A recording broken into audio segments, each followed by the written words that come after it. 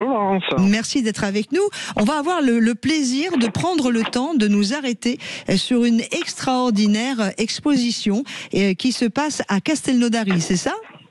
Oui, absolument. Je vois que vous êtes très bien renseigné. Alors, nous avons la semaine dernière pris le temps de parler du festival du cassoulet, et en parlant avec nos amis qui organisaient le festival du cassoulet à Castelnaudary, ils nous ont annoncé qu'il y avait une exposition assez incroyable, une exposition de et avec Pierre Armango. Est-ce que vous pouvez m'expliquer ce qu'est cette exposition et où elle se situe ? Alors, cette exposition se situe donc à la ville de Castelnaudary, au musée du Lauragais, qui est labellisé Musée de France, et qui fait partie des 1200 musées de France. Et c'est le seul musée, donc musée du Lauragais à Castelnaudary, le seul de l'Ouest audois. Et donc, j'expose actuellement jusqu'au 21 septembre. Il va se conclure avec les Journées du patrimoine. Et en fait, pour une présentation rapide, donc je suis le seul et unique dépositaire du concept des ballons du rugby en bois en tant que maître ébéniste.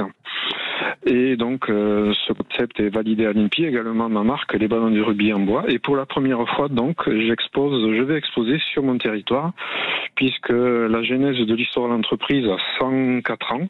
Wow. Et l'entreprise donc a été créée par mon arrière-grand-père en 1921. Qui se situe sur la commune de Belpech, qui est à 30 minutes de Castelnaudary. Donc pour la première fois, donc il y a une exposition. Au bout de 25 ans, j'expose sur mon territoire. Eh ben ça c'est cool, Pierre Armango. Je voudrais qu'on revienne non pas sur vous, mais sur l'exposition, si vous le voulez bien. C'est une exposition qui met en avant le ballon ovale, les métiers d'art également, et ça c'est important de le préciser au-delà des métiers d'ébénisterie. Mais je sais, on va faire une petite parenthèse, que vous avez travaillé la trompette de l'un de nos amis et confrères de Sud Radio, Yvan Cujoux, que l'on connaît bien, qui chante beaucoup, qui chante Nougaro, mais pas que. Et vous avez travaillé avec l'une de ces trompettes. Racontez-nous. Oui, alors ça c'est un projet avec Yvan qui date de 3 ans. Le projet devait se faire avant la Coupe du Monde pour le Japon. Et finalement, nous nous sommes rencontrés. Il m'a validé complètement le projet. On va pas tout dire. Non, parce qu'on va laisser nos amis les découvrir, bien sûr. Voilà, nos auditeurs découvrir. Mais c'est le buzz de l'exposition. Donc c'est sa première trompette, une trompette américaine que j'ai complètement déstructurée, cassée, et que j'ai collée sur un ballon. Et l'adage, c'est une de ses premières chansons qui s'appelle À demain, comme le jour, mais on l'a transformé à demain comme le manuel.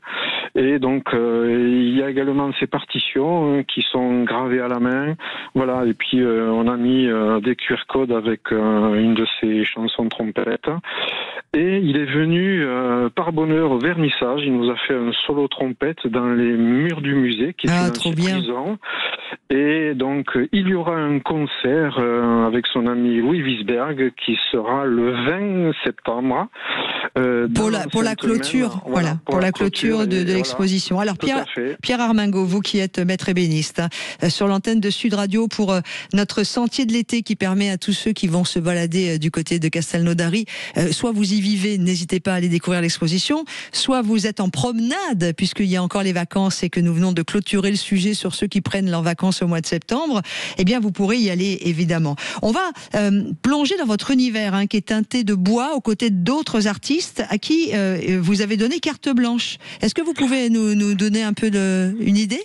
Oui, alors ce qui est surprenant et qui satisfait le visiteur, c'est la surprise totale, parce qu'en plus de mes œuvres de ballons de rugby en bois secret, donc depuis 2016, je fais une collecte d'artistes que je sélectionne, dont le fer de lance de ce projet, c'est Charlie Descoutures, qui m'a fait une œuvre. En fait, le concept, je donne carte blanche aux artistes avec une collaboration sur la forme du ballon.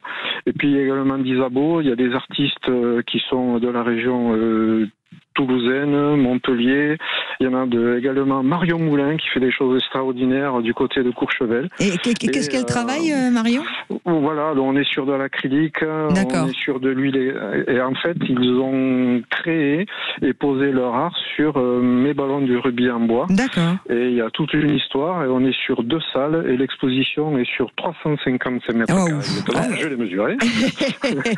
Pierre, vous avez aussi... C'est une vraie aventure. Vous avez aussi invité un meilleur ouvrier de France et joaillier, Fabien Cardona, qui a réalisé un collier, une création que l'on peut aussi découvrir sur place lors de cette exposition. Absolument, quand je le peux, comme l'ébénisterie est classée métier d'art, donc j'invite un métier d'art qui me tient à cœur. Donc c'est Fabien Cardona, qui est meurtrier de France, donc comme vous avez dit à Narbonne, et qui nous a créé un collier double chaîne avec un caillou, on va dire, extraordinaire. Et ce collier se déclipse et se met sur une bague. Donc on essaie de faire de l'excellence à travers les artistes et le musée du Lauragais. On essaie justement, et surtout pour les jeunes et les moins jeunes, puisque la présentation se fait sur toutes les hauteurs. Et comme ça, les enfants, les ados peuvent profiter de la vision et de leur vision surtout. Donc ce collier plaît énormément à côté d'un de mes ballons qui a été signé par les Black Ferns, qui sont l'équivalent des All Blacks en Nouvelle-Zélande. Et tout ça est un vrai mélange. Et surtout, ce qui me réconforte, c'est que nous avons des visiteurs qui n'aiment pas du tout le rugby.